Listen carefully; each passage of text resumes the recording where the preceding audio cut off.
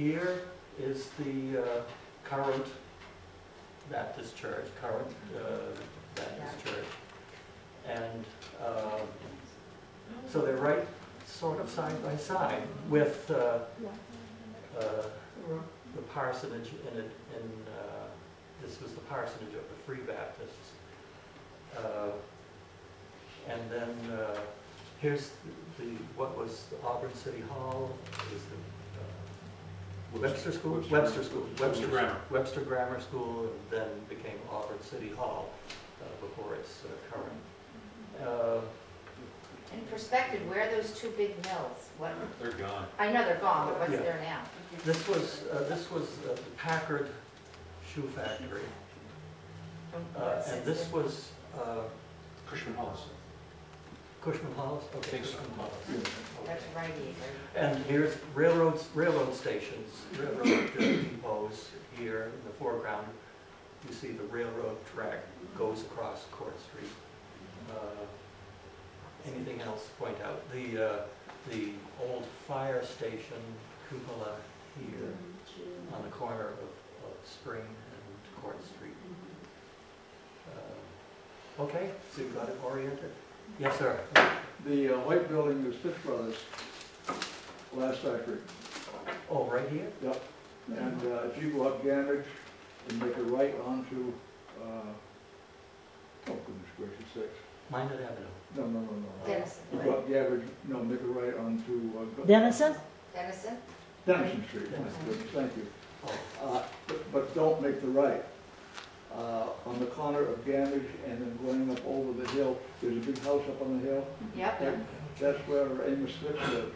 Oh. And if you walk in the summertime, so forth, his name used to be in the engraved in one of the bricks that go up to the house.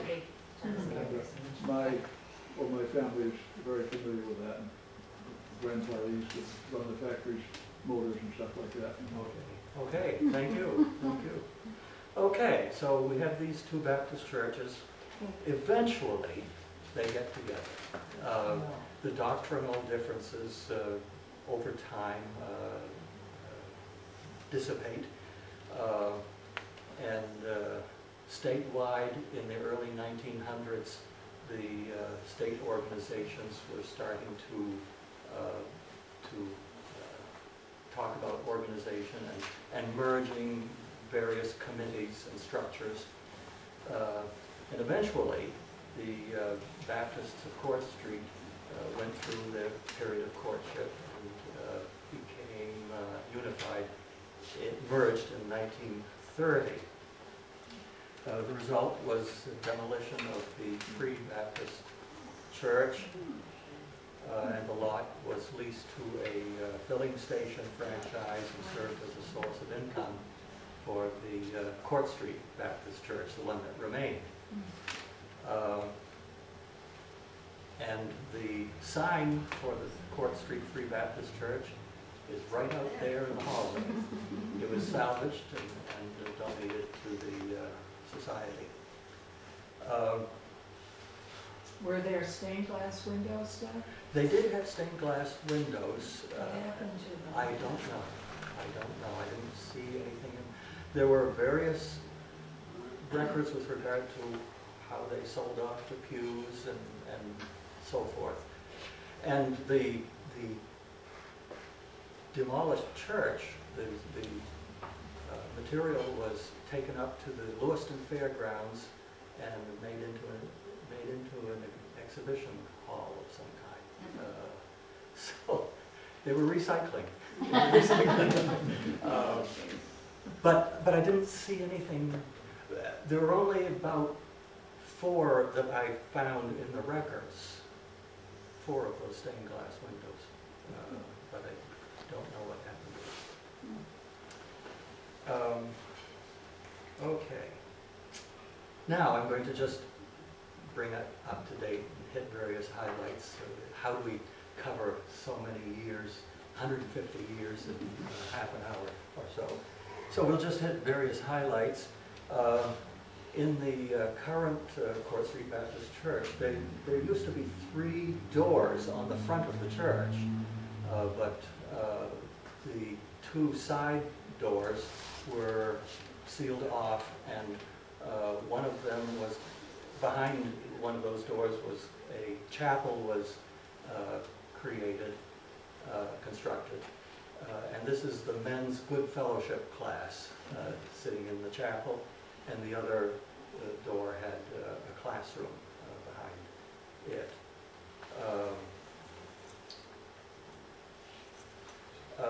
The Schlicken family was a displaced family after World War II, and they were adopted by Court Street Baptist Church and they came to Auburn, and they were supported by the church. Mrs. Schlicken did work in various jobs, but they were supported even to helping, getting some help for college educations and so on for the children. The father was too sick to come over from Europe.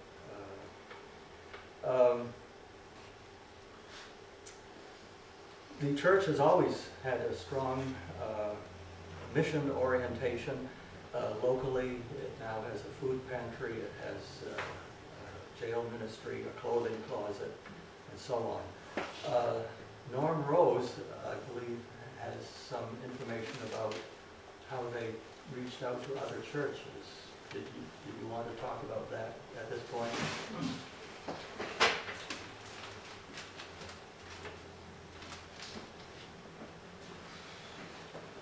Norm Rose has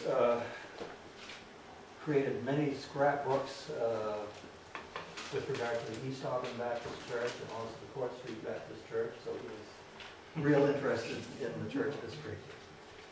Well, you people are in luck because my memory is failing me. And as I left the house, I had everything prepared. I had all my papers in the chair at my desk and my car keys on top.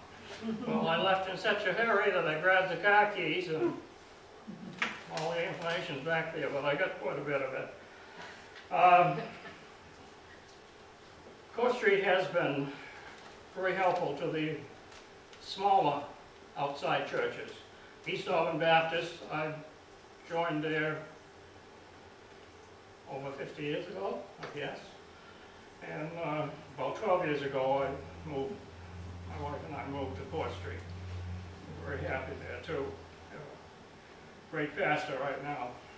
You get brownie points for that.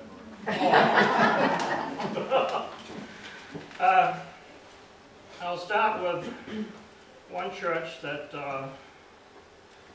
was helped, and I can't think of the pastor's name, but I was a little boy and we used to come spend our winters in get an apartment for the winter, because at the time we had no driveway and had to go up and down the hill by snowshoes. Anyway, I remember that pastor. He was very nice to the little kids, like I was. Scared to death of a big church, but and he had a bad leg. He walked on the toe of his left foot. That intrigued me as a kid. Babcock. Babcock. Thank you. Anyway, a number of years ago, well, way back at that time, which was late 30s, mid 30s, I guess, he was filling in at South Auburn Baptist Church, a little brown church, and later on, just a few years ago, a fellow that used to attend there, because it's no longer open, told me that the church at South Auburn released Babcock because he was too strict. Fred Hebel, D.D., he did a lot for the East Auburn Church especially. In 1907, he presided at the 100th